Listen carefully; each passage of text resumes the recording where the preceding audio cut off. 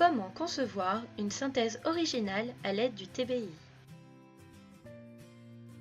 Pour organiser une activité TBI, il faut tout d'abord la concevoir à l'aide du logiciel propre au TBI que vous utilisez.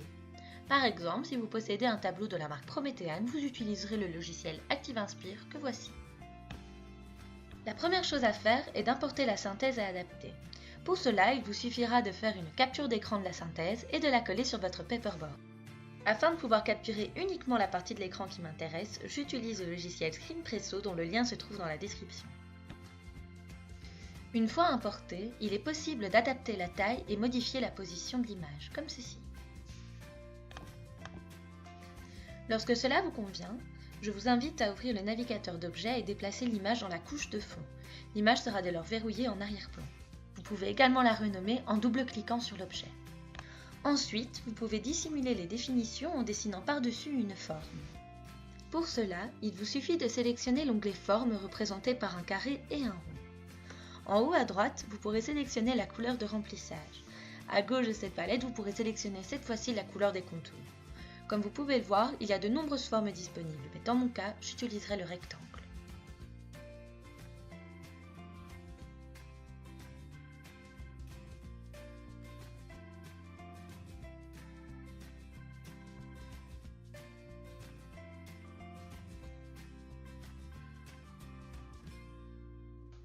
Pour plus de facilité, je vous invite à renommer les différents rectangles selon la définition qu'ils dissimulent.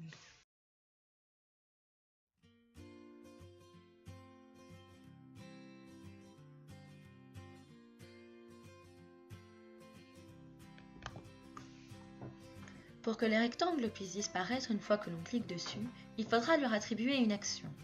Pour ce faire, sélectionnez l'objet que vous souhaitez faire disparaître et rendez-vous dans le navigateur d'action, représenté par une toupie. Ensuite, sélectionnez l'action « Masquer ». Il faudra choisir une cible, et attention, il est important de sélectionner la même cible que l'objet sélectionné au départ.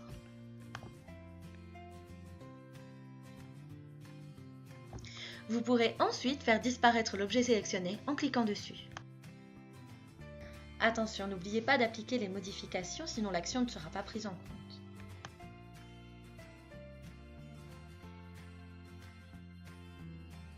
Afin d'attribuer cette action à tous les objets, il vous faudra recommencer la procédure autant de fois qu'il y a de rectangles à dissimuler.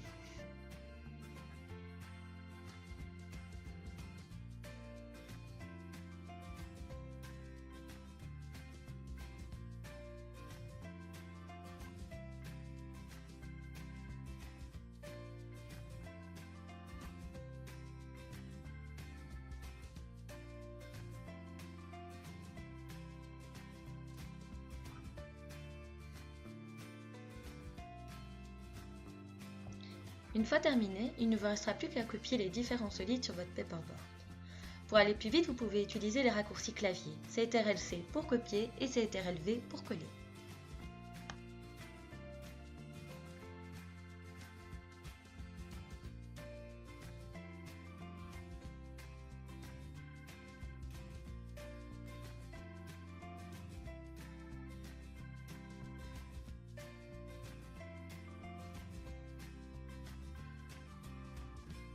Ensuite, rassemblez l'ensemble des solides dans le coin inférieur droit de votre paperboard et adaptez leur taille. Vous pouvez les rétrécir manuellement ou en utilisant l'onglet Rétrécir qui apparaît lorsque l'on clique sur un objet.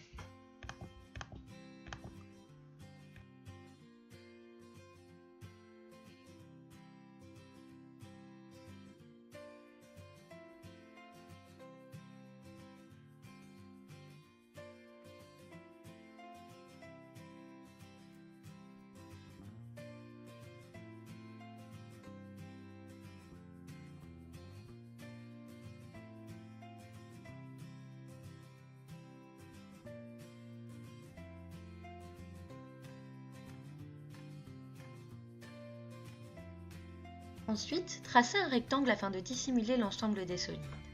Verrouillez ensuite ce rectangle en faisant un clic droit sur ce dernier et appuyez sur la fonction « Verrouiller ». De la sorte, vous pourrez déplacer les solides cachés par ce rectangle sans jamais le déplacer.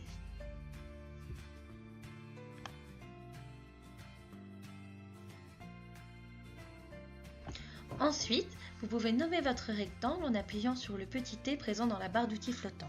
Vous pourrez ensuite modifier ce texte à l'aide des outils présents sur la barre supérieure de votre écran. Vous pourrez modifier la police, la couleur, la taille et plus encore.